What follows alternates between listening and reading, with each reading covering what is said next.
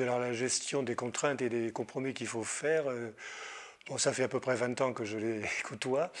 Ce que je m'astreins à faire, c'est à suivre mon traitement, parce que je sais très bien que si je ne le suis pas, il y a des risques.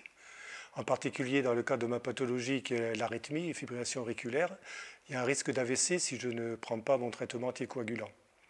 Donc il y a une contrainte, c'est de faire des prises de sang fréquentes, parce qu'il faut que la coagulation soit absolument stable et un peu élevée, justement.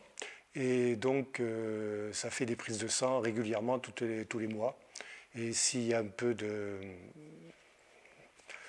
va-et-vient, disons, dans les valeurs, les prises de sang sont rapprochées.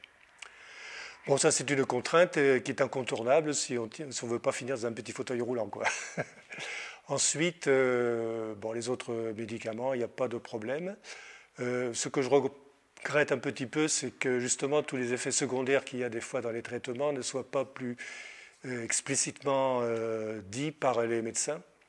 Quand ils vous donnent le traitement, on ne vous prévient pas toujours des conséquences que ça va avoir dans la vie de tous les jours, et cela peut créer des surprises fort désagréables et des fois même atteindre le moral. Bon, ça n'a pas été mon cas, sauf que je crains toujours d'avoir un AVC, je crains toujours d'avoir des effets secondaires tels hémorragie ou autres à cause de cet anticoagulant, et je n'ai pas vraiment de discours rassurant de ce côté-là, c'est toujours un petit peu flou. Je sais qu'il y a de nouvelles molécules, mais je ne sais pas si elles sont adaptées dans mon cas, ce qui fait qu'il faut vivre avec. Bon, j'y arrive, mais au début, disons que ça n'a pas été très facile. Après, pour ma pathologie, je m'astreins à avoir une vie aussi saine que possible, de par la nutrition, et aussi de par une activité physique régulière.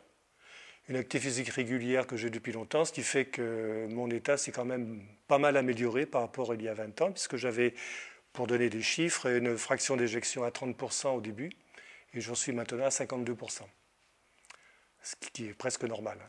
Ce qui me permet de faire de la randonnée, ce qui me permet de faire du ski alpin, ce qui me permet de faire de la marche nordique depuis un an, et j'en tire du bénéfice.